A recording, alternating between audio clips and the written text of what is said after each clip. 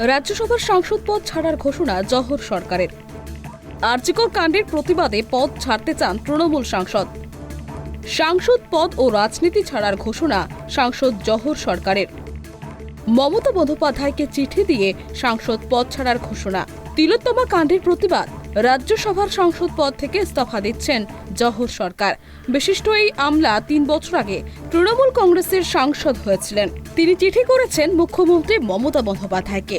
সেই চিঠির প্রথম স্তবকেই তিনি জানিয়েছেন, পশ্চিমবঙ্গের সাংসদ নির্বাচিত করে আপনি আমাকে প্রভূত সম্মানিত করেছেন। বিভিন্ন সমস্যার সরকারের দৃষ্টিগোচর করবার সুযোগ দেওয়ার জন্য ধন্যবাদ। আমি অনেক চিন্তা করে দেখছি সাংসদ পদ থেকে পদত্যাগ করব, রাজনীতি থেকে সম্পূর্ণভাবে নিজেকে বিচ্ছিন্ন করব। উল্লেখ্য, জহর সরকারের আগেও তৃণমূল কংগ্রেসের বেশ কিছু বিষয় নিয়ে প্রশ্ন তুলেছিলেন, জানিয়ে সৌগত রায় সহ অন্যান্য সাংসদদের সমালোচনার মুখে পড়তে হয়েছিল। আর সেই বিষয়টিও চিঠিতে উল্লেখ করে জহর সরকার লেখেন। তিনি জানান, সেই সময় পদত্যাগের সিদ্ধান্ত নিতে চেয়েছিলেন, কারণ অপেক্ষা করে গিয়েছিলেন, কারণ সেই সময় মমতা বন্দ্যোপাধ্যায় কাটমানির বিরুদ্ধে যে আন্দোলন পদক্ষেপ করেছিলেন তা নিরন্তর চালাবেন বলে ভেবেছিলেন, কিন্তু জহর সরকারের কথায় তা হয়নি। এবার চিঠিতে জহর সরকার লিখেছেন, মাননীয় মহোদয়া, বিশ্বাস করুন, এই মুহূর্তে রাজ্যের সাধারণ মানুষের যে স্বতঃস্ফূর্ত আন্দোলন ও রাগের বহিঃপ্রকাশ আমরা দেখছি, এর মূল কারণ কতিপয় পছন্দের আমলা, দুর্নীতিগ্রস্ত ব্যক্তিদের পেশি শক্তির আস্ফালন। তিনি আরও লিখেছেন, সরকারের কোনো বক্তব্যকেই মানুষ বিশ্বাস করছেন না।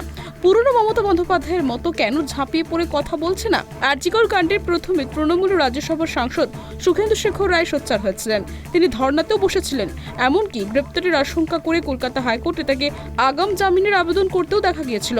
এবার প্রশ্ন উঠছে, আরজিকর কাণ্ডের প্রতিবাদেই দলের একজন সিনিয়র সাংসদ সদস্য পদ ছাড়ছেন।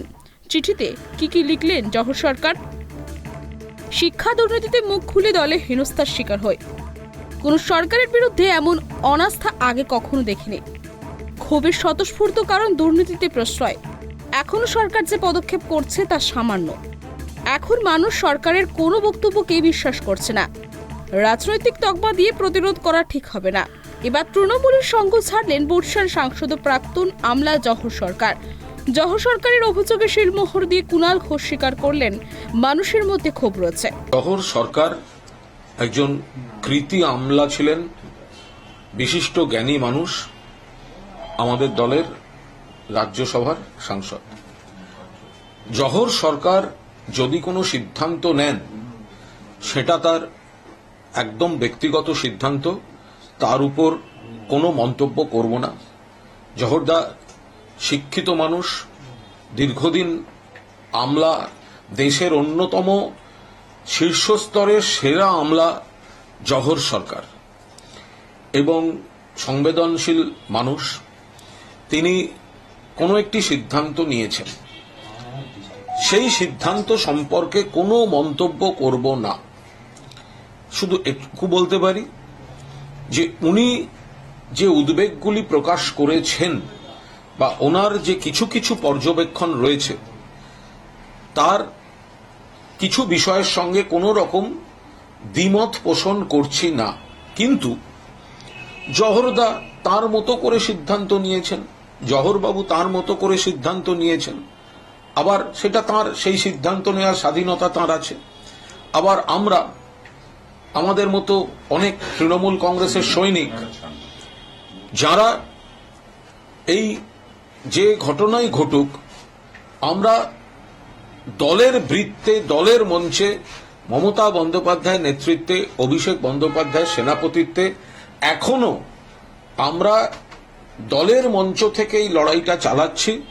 আমরাও আশা করি যদি কোথাও কোনো ভুল ত্রুটি, শুদ্ধিকরণ, সংশোধন প্রয়োজন, সেই জায়গাগুলো পার্টি মমতা বন্দ্যোপাধ্যায়ের পদক্ষেপে, অভিষেক বন্দ্যোপাধ্যায়ের পদক্ষেপে নিশ্চিতভাবে সংশোধন করে নিয়ে সাধারণ নাগরিক, আমি বিরোধী দলের কথা বলছি না, ওদের কুৎসা নিয়ে আমি কোনো কথা বলছি না, তাদের জবাব আমরা রাজনৈতিকভাবে দেব, কিন্তু সাধারণ মানুষের একাংশের মধ্যে যে বিরক্তি, যে ক্ষোভ, যে উষ্মা, যে প্রশ্ন তৈরি হয়েছে, এগুলো আমরা দলের মধ্যে থেকেই, দলের নেতৃত্বের প্রতি পূর্ণ আস্থা রেখেই এই ন্যায় বিচারের দাবিও জানাচ্ছি।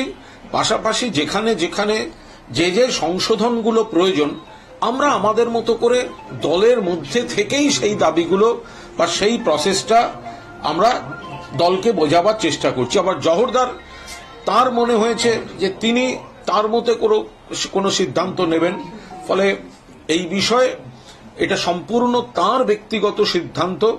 জহর সরকারের সিদ্ধান্তকে সমালোচনা করছি না। আগামী কয়েকদিনের মধ্যেই দিল্লিকে ইস্তফা দেওয়ার কথাও চিঠিতে উল্লেখ করেছেন জহর সরকার। তার ইস্তফা প্রসঙ্গে এখনো দলীয় তরফে কোনো প্রতিক্রিয়া দেয়নি Trinamool. Bureau report, prime TV Bangla.